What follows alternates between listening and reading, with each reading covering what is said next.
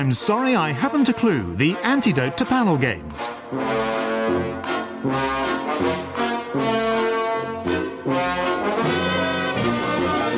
At the piano is Colin Sell, and your chairman is Jack Dee.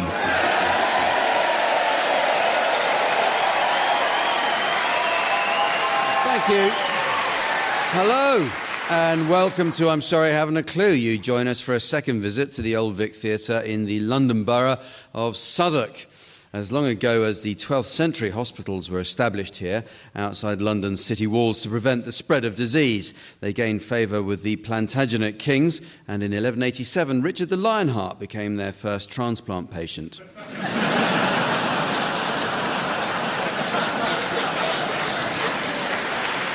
Because of a long association with brewing, Southwark is home to the Trading Standards Office, which regulates the size of glasses in pubs. And just this year, they decided London pubs can serve beer in 2/3 of a pint measures. Nice to see it made official at last. Just around the corner from this theatre, there's a blue plaque on the house of Fred Harrison, the father of modern ventriloquism, who died in 1957. This is despite his deathbed wish, "Glees, glees, don't gutter glue glack on my gungalow."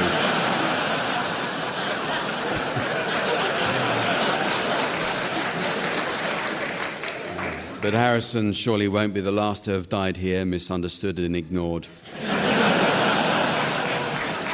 Let's meet the teams. On my left, Barry Cryer and Graham Garden. And on my right, Tim Brooke-Taylor and Rob Brydon.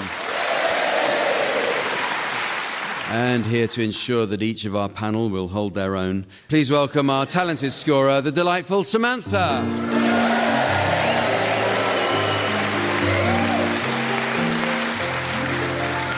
The first round is called the Axbridge English Dictionary, and it's an educational look at our language. A recent survey revealed that nearly 40% of university students are so ignorant they think Evelyn Waugh wrote for Mills and Boon. Well, she certainly did not.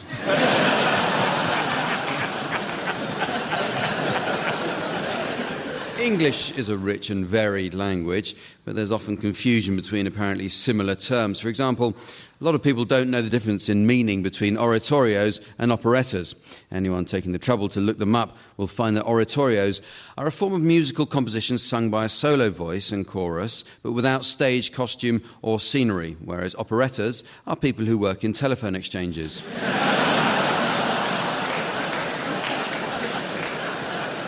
Meanings are constantly changing, so I'll ask the teams to share any new definitions that they may have spotted recently. So, Tim, can you start us? Bacchanalian, to bet on a Martian.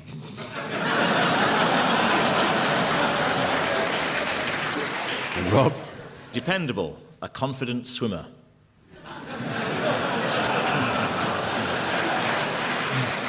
Barry? Stifling, Scottish dance for pigs. Graham? Permit, a glove made of cat fur.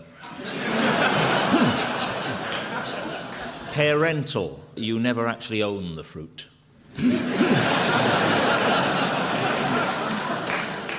Gastronomy, the study of Michelin stars. Blistering, someone you enjoy calling on the phone.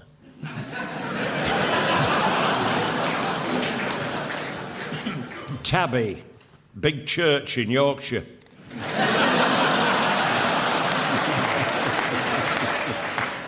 Onomatopoeia, when you don't quite make the toilet bowl.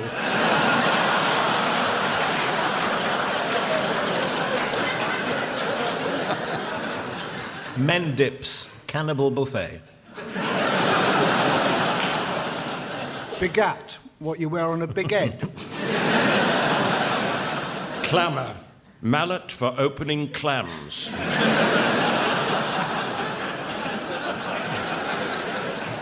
Foreskin, to compel relatives.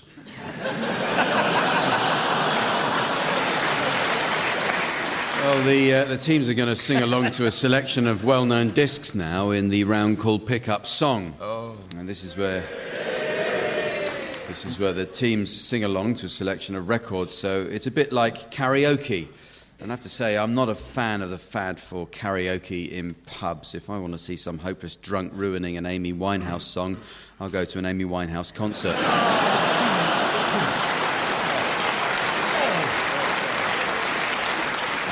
Yesterday, Samantha made her usual trip to the record library to choose the team's discs, where she found the archivists had organised a gambling school, and they suggested Samantha might enjoy either having a game of blackjack or some stud poker.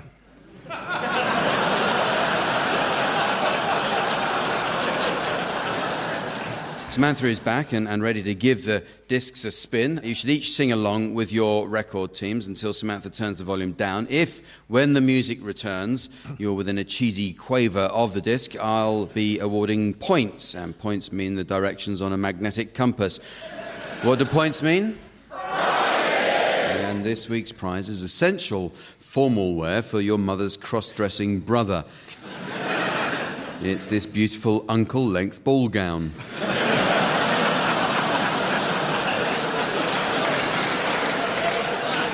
Well, Barry, you're the start, and I'd like you to accompany Jerry Lee Lewis singing Great Balls of Fire. You shake my nerves and you rattle my brain.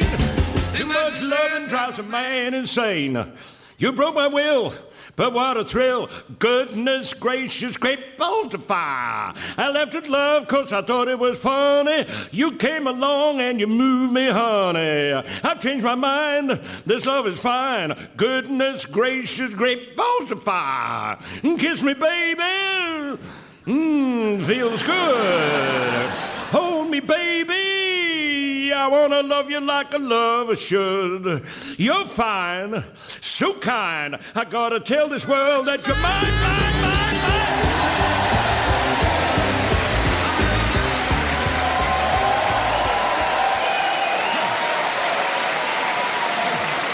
Wow. So you're next, Graham, and I'd like you to accompany Kraftwerk singing The Model.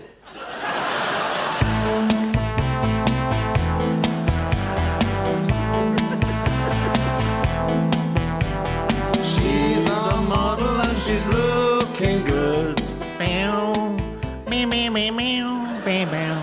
I'd like to take her home, that's understood. She plays hard to get, she smiles from time to time. It only takes a camera to change her mind.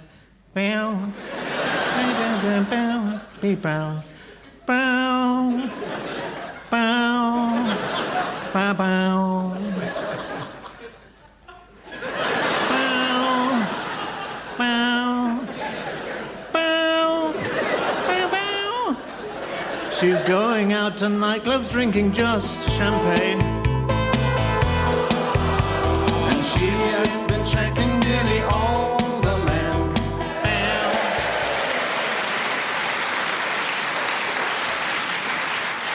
Okay, so Tim, I'd like you now to accompany Harry Nilsson singing Without You. Can we have Harry Nilsson singing without Tim?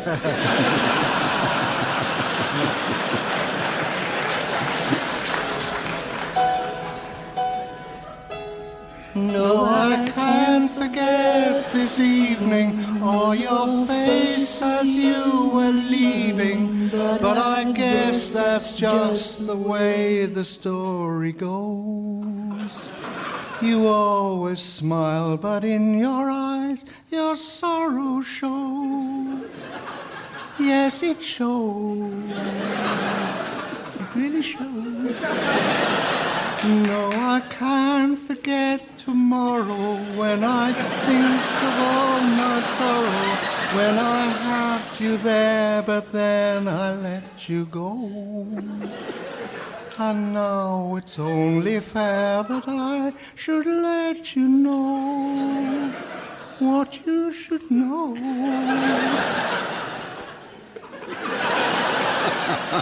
I can't live. Living is without you. I can't live. I can't give any more. I can't live. 'Cause living is without you.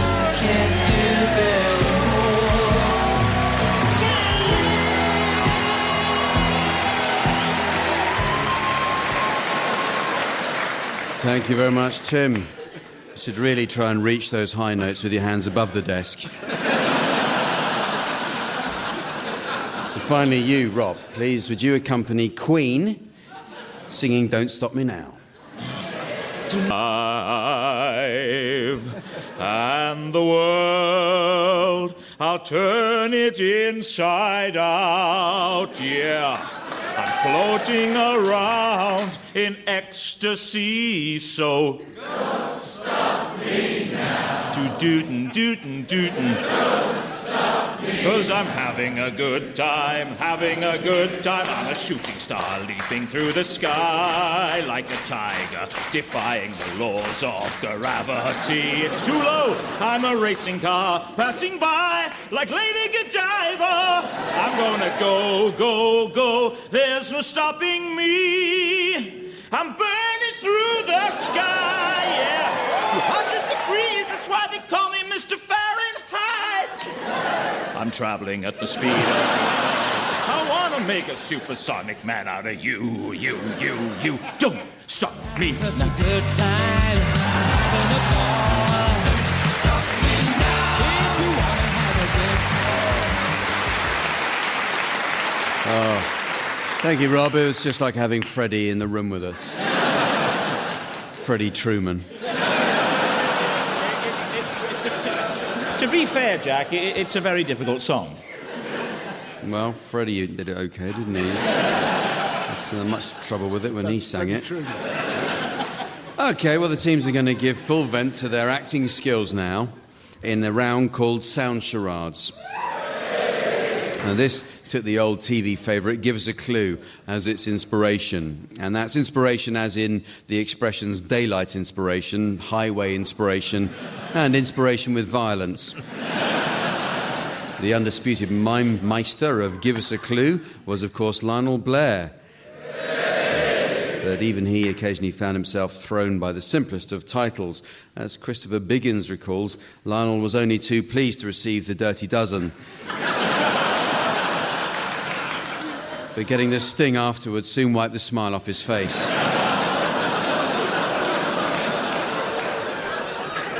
So, Tim and Rob, you're to start, please, and your title will shortly be displayed to the audience via the plasma display screen. And the mystery voice at home, for listeners. Okay. The Maltese Falcon. The Maltese Falcon. It's 3 words, and it's a film, and it goes very much like this.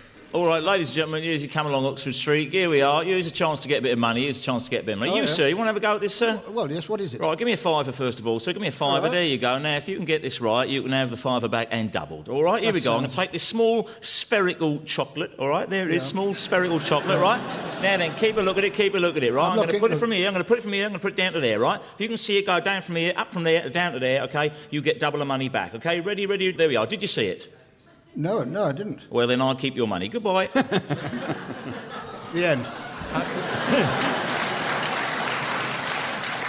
Small round chocolate, Malteser. Yes. The Malteser Falcon. Well, it's not as simple as that. No, it was actually very clever. The Maltese Falcon. Yes. Falcon. Yes. Oh, I see. Yes.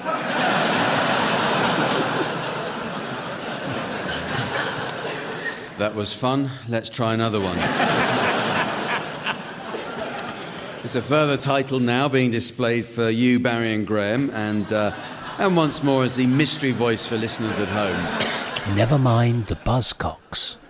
Never mind the buzzcocks. It's 4 words. 4 words. It's a TV programme. Yes. Goes like this. Dougal. Amy. You'll have had your tea. Well, no. In fact, I popped round to borrow an egg. Oh, it's borrow an egg, is it? Well, I can let you have it back when I've finished with it. Oh, very well. Come away to the hen house. They're not battery hens, are they? No, not anymore. No, nowadays I run them off the mains. Oh. James, look at the wee devils. They're lively enough. Oh, they're sparky. Oh, well, that's 240 volts for you. It is, aye. That cockerel looks full of beans. He's about to crow. Oh, there he goes. And there's another one over there about to let rip. Oh, couldn't stand them making that noise all day. Ah, forget about them. What about the hens? Your eggs come hard-boiled. Goodbye. Bye-bye.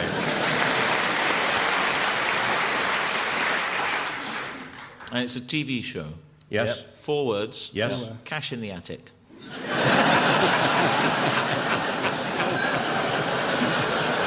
You'll never know how far away you were.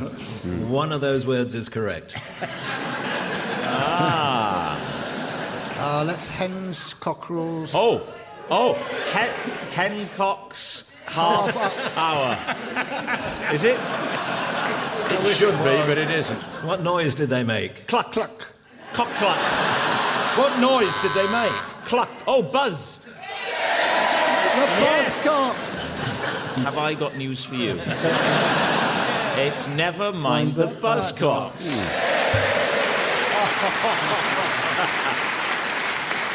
Well, best move on. It's now time to play the game called Mornington Crescent. Oh, boy. But first, it's no exaggeration to say that we've received a letter. It comes from a Mrs. Trellis of North Wales. She writes, "Dear Mr. President, what were the chances of someone called Mr. President actually getting that job? Yours sincerely, Mrs. Trellis. P.S. Love your butter."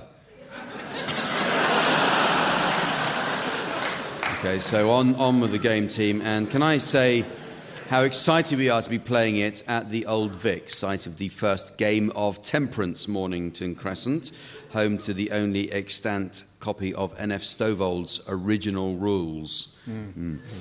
Boy. Yeah. To mark the occasion, we'll play according to the Southwark method. It's an open variation, of course, so remember, team, if pairing occurs during positional play after a neutral move, when all the diagonals are quartered, the overboard player must sacrifice fairlop in order to progress or risk passing at a secondary tangent. Oh, boy. Yes. Could you just run over that again for us, Jack? I have a feeling I'm probably going to have to anyway.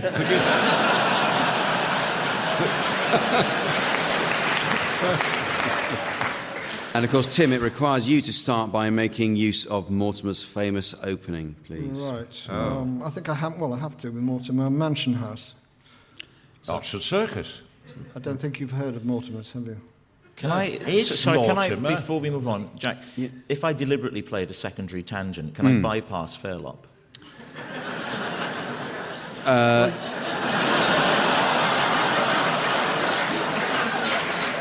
I don't say it to embarrass you. If you don't know, just genuinely say it. No, it's a fair question, Rob, and it deserves a fair answer. If pairing occurs during positional play after a neutral move when all the diagonals are quartered, then yes, you can. Okay, Hounslow East. Hounslow East, yes. Oh, all the diagonals are quartered there. No, that's quite all right. It's quite in order. Yeah, but isn't he overboard? I bypassed fairlop. No, he's not. He's not. Because no. No, he's in nip then. No, he must be in nip. He must be in nip. Come on. If you would just You haven't lived. listen for one moment. Tim premiered with Mansion House, Yep. which Mortimer's. obviously takes Rob out of nip. Yes.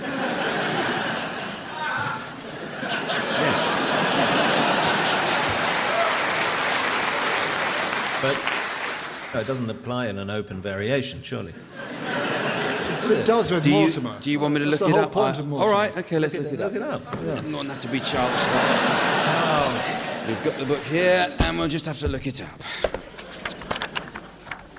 What book is that? This is the 1938 edition, written by the Spencer twins. Well, all three of them.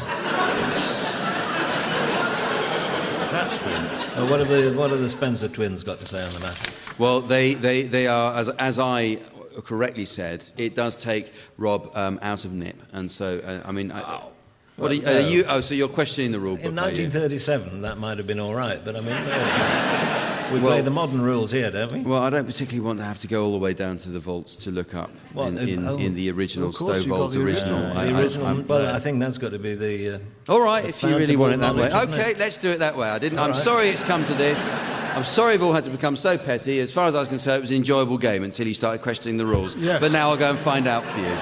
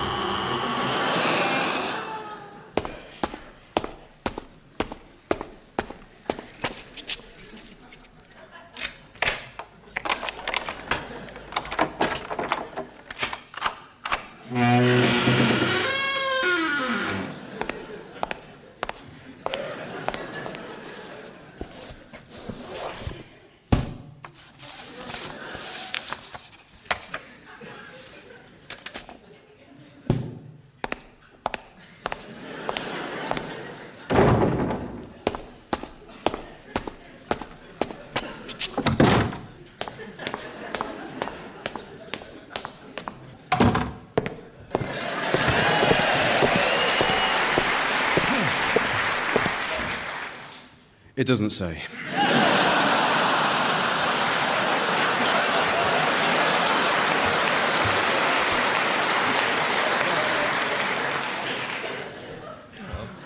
Gospel Oak.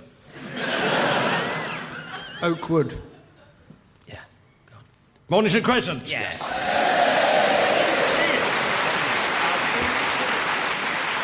It's music time again now with Swanee kazoo. This is where the teams play duets, combining the soothing glissando of the Swanee whistle with the cheeky chirp of the kazoo.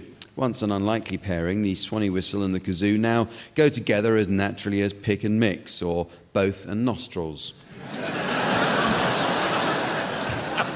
Musical accompaniment will be provided by Colin Sell. You may not realise it, but Colin is worshipped at the piano. Every time he comes on stage, people say, "Oh God, Colin Sell." Tim and Rob, you can start, and I'd like you to provide us with a rendition of Summer Nights to feature Rob Brydon on the kazoo, Tim Brooke-Taylor on the Swanee whistle.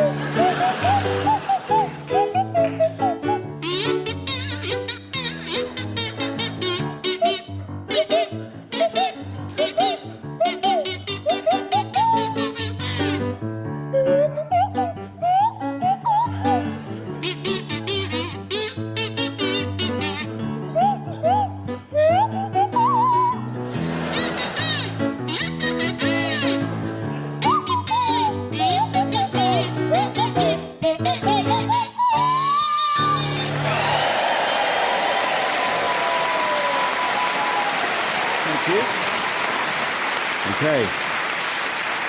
Barry and Graham now, I'd like you to provide us with a rendition of the Dam Busters March to feature Barry Cryer on the kazoo and Graham Garden on the Swanee whistle.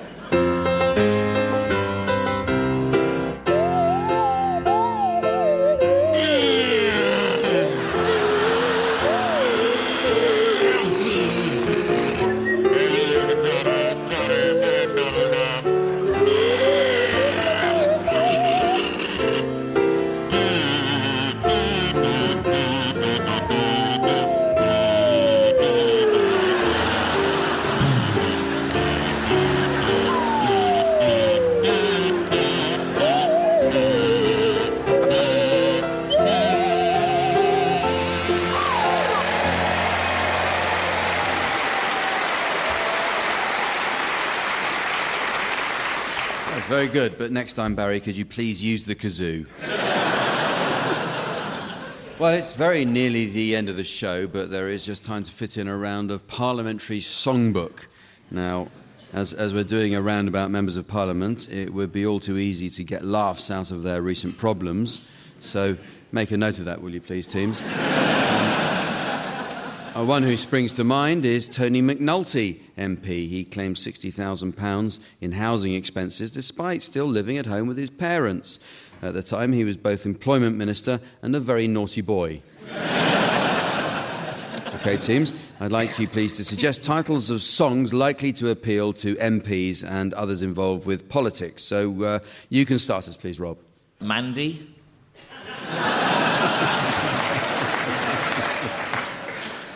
Barry. There's a hole in my blanket. Tim. Thoroughly Modern Miliband.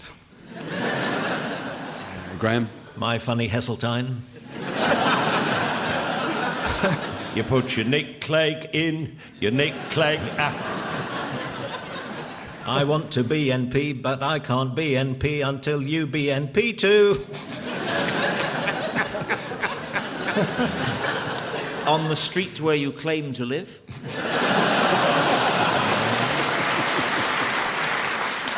Treasury, when you lose control and you got no soul, it's Treasury.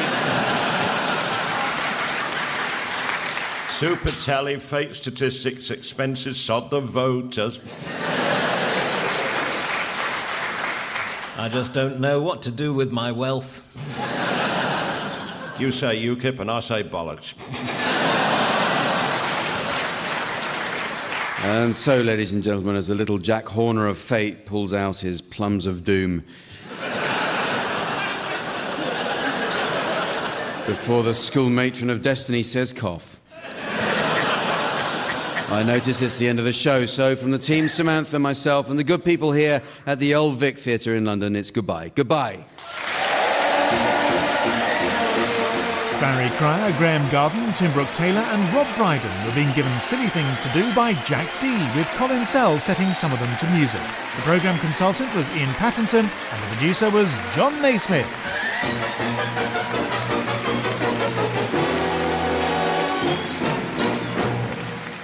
And Jack Dee and the teams will be back at the same time next week.